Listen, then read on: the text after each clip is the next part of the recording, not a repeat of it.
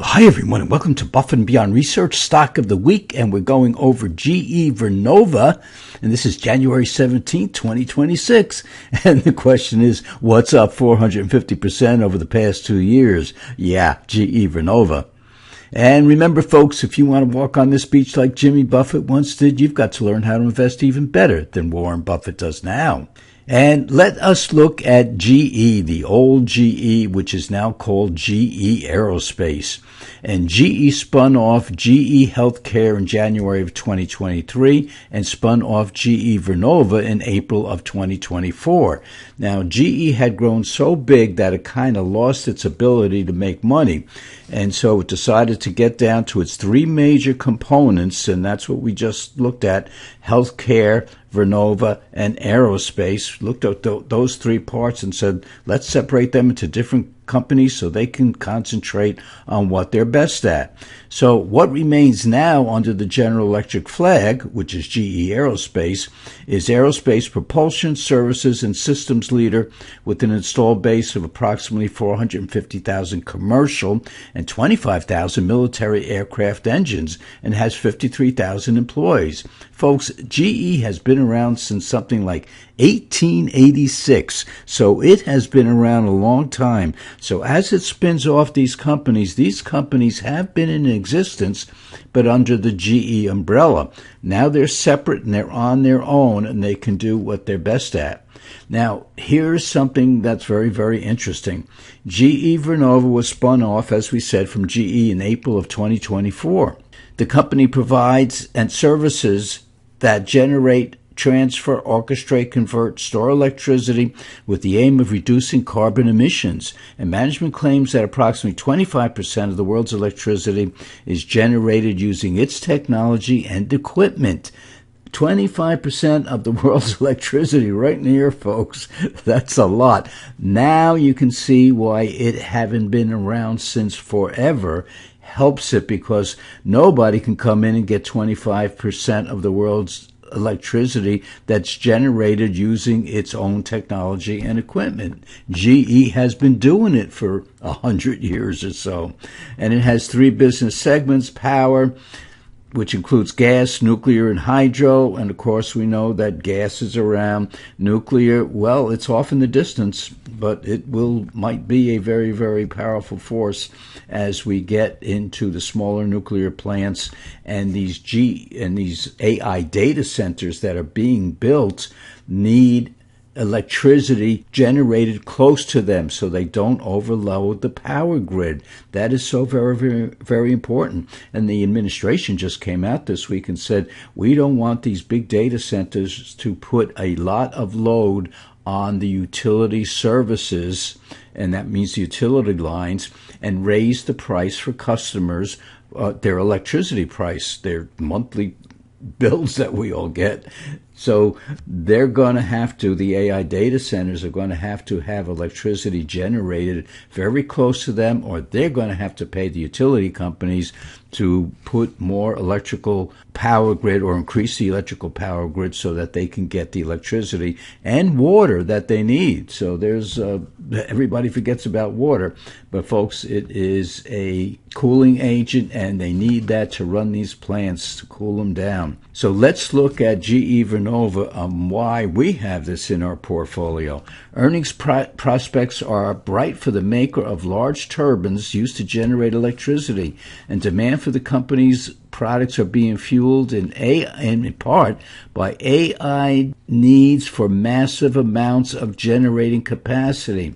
And GE Vernova is well situated to see its sales soar as more construction on multi-billion-dollar data centers is started. So let's go to a quick snapshot, and we are comparing GE Vernova's statistics to the clean surplus ROE and to the average stock. So the blue is the average stock. GE Vernova, of course, is in green, with a clean surplus return on equity. And how I liken this is that, would you rather put your money in a bank that's giving you a 13.5% return, or one that's giving you a 23.6% return? So the clean surplus return on equity is a comparable number to other stocks, where the individual return on equity that we see in the spreadsheets and the data sheets of a company is not the clean surplus ROE. Two totally different ROEs, and we show that in an IBM example that we've shown a lot, and there's over 100% difference in the ROE, the clean surplus ROE, or the individual company ROE. Totally different animals. Now, the net income averaging over the past 3 years, 50.5%, where the average stock up 13%, and revenue, the average stock has a revenue increase each year of on average of 7.1%. GE Vernova over 9.7%. So it's outperforming the average stock in all areas. Now, let's look at the numbers a little closer, and this is what I want you to look at. The net income, which is the clean surplus earnings. Now, net income is different than earnings because net income takes away from earnings the non-recurring items. Let's say GE Vernova has a big piece of property and it sold it off.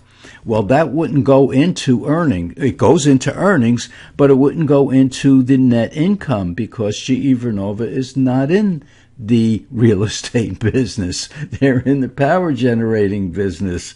And so therefore, net income, the clean surplus net income, allows us to compare the core operating income of a company. So now we can compare GE Vernova to Meta, to Google, to Microsoft, because it's the core operations of the company that we're interested in.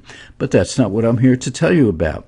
The 2025, last time we did this report about 6 months ago, 2025 was estimated to be $6.70. It jumped up to $7.50. For 2026, it was projected just 6 months ago to be $10.25, and it has jumped up in the past 6 months to an estimated $12.50. If we come over here, folks, that's a net income jump of 67%. How? Because from $7.50 to $12.50 is almost doubling. So yeah, and from the $6.50 that was projected to be here, that's $12.50 is almost double the old estimate, and that was mid-year. The estimate was mid-year was about $6.70, and now at the end of the year it's $7.50. Clean surplus ROE, above our threshold of 20% to get into our growth portfolio. This company has it. Look over here, no debt. Wow, no debt. That's absolutely amazing. So we could take all the money it's using, or all the money that it's making, and putting just about almost 90% of it back into itself in order to grow. The rest it pays out in a very, very small dividend. We don't like to see big dividends on growth stocks. We want to see very small dividends, if any. We want to see all the money going back into the company. So GE Vernova is doing very, very well, folks. And over 1 year, we can see that for half of the year, it hasn't done much at all, has it?